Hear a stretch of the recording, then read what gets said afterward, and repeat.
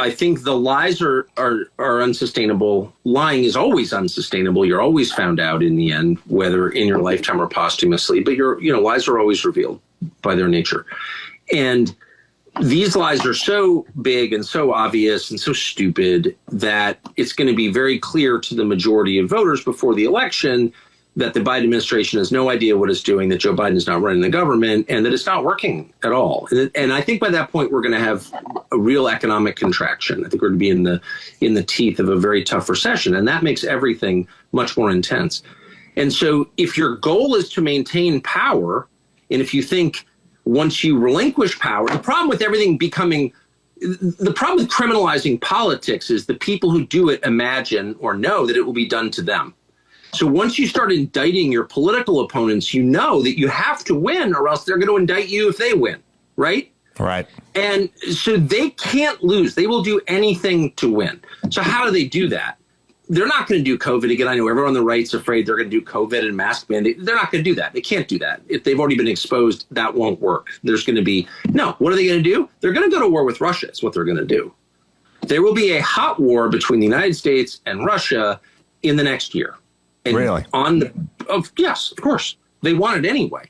I don't think we'll win it, but that's a separate analysis. But I think as a political matter, they need to declare war footing in order to assume war powers in order to win. I believe that. And I think the evidence suggests that's true.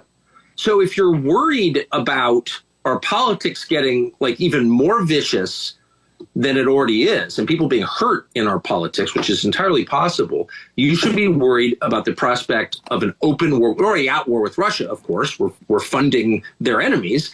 So we're fighting Russia. But I mean, an open battle with Russia where we say we're at war with Russia.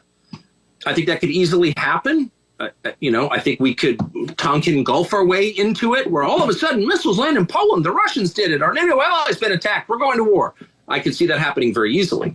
So if you're worried about that, you need to put as much pressure as you possibly can on the Republican-held Senate to force a peace, which can be done. The United States could force a peace in Ukraine tonight. We're funding one side. There is no Ukrainian army outside of NATO. If NATO withdrew its support for Ukraine, Ukraine would crumble in a day.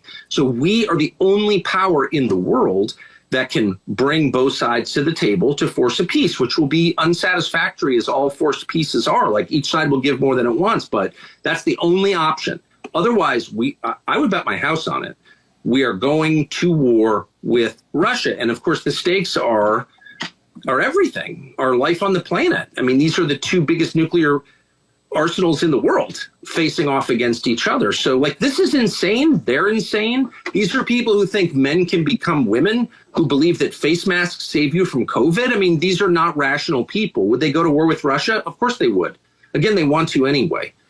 And I don't know why Republicans don't get this at all, but they don't seem to get it. And meanwhile, Republican leaders, and Mitch McConnell's senile too, so I don't even blame him, but all the stupid Republican senators and McCarthy in the House, I mean, it's pathetic.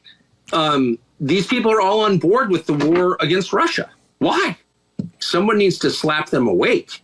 You're leading this country to its destruction. We've already lost control of the world. The American empire's in free fall right now, and we're going to lose the U.S. dollar. And when that happens, we're going to have real poverty here, like Great Depression level poverty. And it comes from this war. And I don't understand why no one else can see this, but it's super obvious once you leave. Spend a week in Europe and talk to smart people on both sides. It doesn't matter what their politics are, and ask them, what effect do you think the war in Ukraine has had on American leadership in Europe? Dude. And by the way, Western Europe is our only reliable ally in the world. We only have one real ally. And that's Western Europe. And Western Europe is being destroyed by this. The German economy was crushed when the Biden administration blew up Nord Stream. I know nobody cares, but if you think long term about this, they're really kicking the legs out from under this country in a way that is not possible to repair, at least in the short term.